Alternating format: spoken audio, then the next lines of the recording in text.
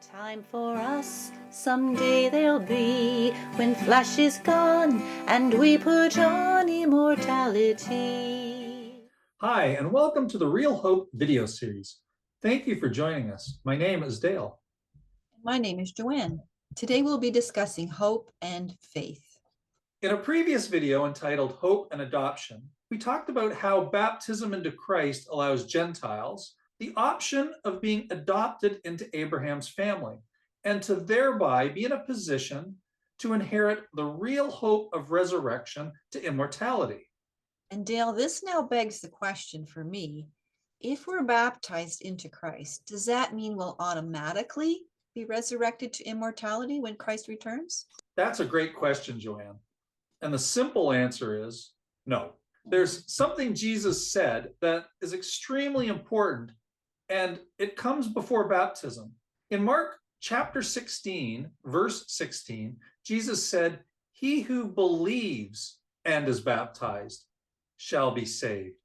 So it's belief or faith or trust, whatever word you want to use, which must come first before baptism and then continues on afterwards. Well, belief, faith, and trust in what? In what God says is true, that he will keep his promise to Abraham and that we can be part of it if we show our faith the way Abraham and Jesus did with the accompanying works. Well, what do you mean exactly?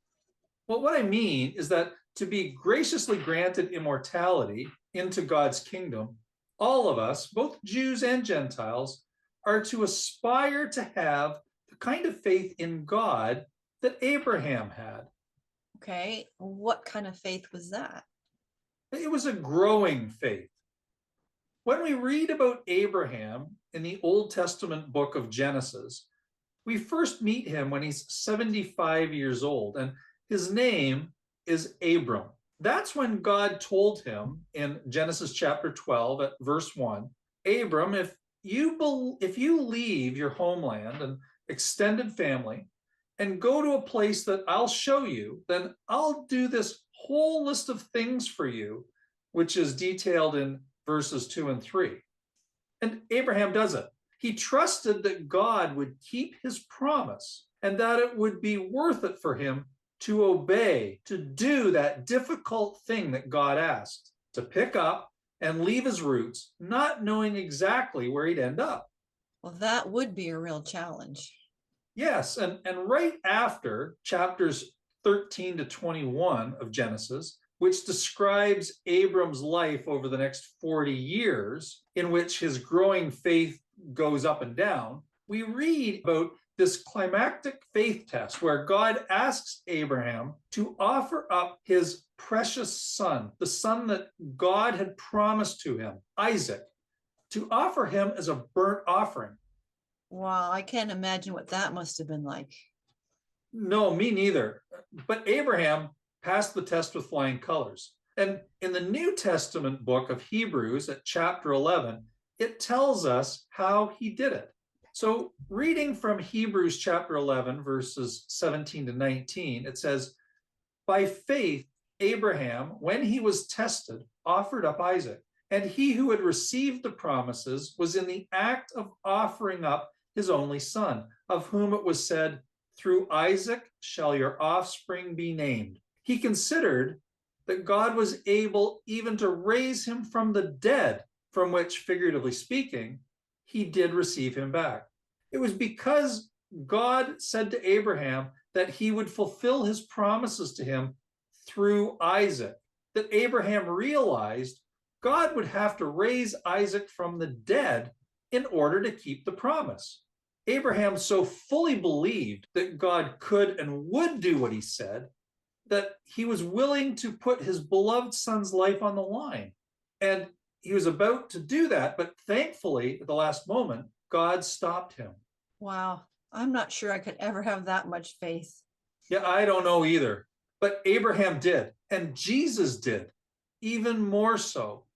Jesus obediently suffered an unjust, brutal death, trusting that God would raise him from the dead to immortality. And the beautiful thing is, when we're baptized into Jesus Christ and live our lives trusting God to help us do the best to follow Christ's example of faith and obedience, then our faith is counted as doing what's right. And like Jesus, we'll be raised and given immortality. Well, so the important question really then becomes, is my overall faith or trust in God growing so that I'm becoming more and more willing to obey him, even when it's very difficult? That's a really good way to put it. And one example is baptism. It takes faith to be validly baptized into Jesus Christ. First, we need to learn who Jesus is, what he did, and why, and then to believe or have faith that by identifying with him in his death and resurrection through water baptism, all our previous sins are truly forgiven, releasing us from the eternal death that we otherwise deserve. That then means that we have the real hope of resurrection to immortality in God's kingdom if we continue growing in faith. And a continually growing faith would result in a continually growing works of faith, otherwise known as obedience, right? Right.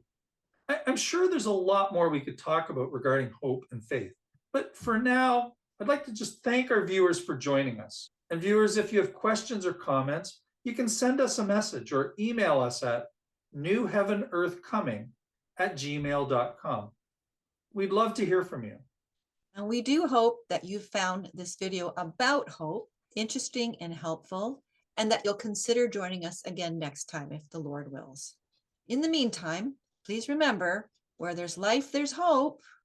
And where there's real hope, There's real life. Bye for now. That world of lasting joy for you and me.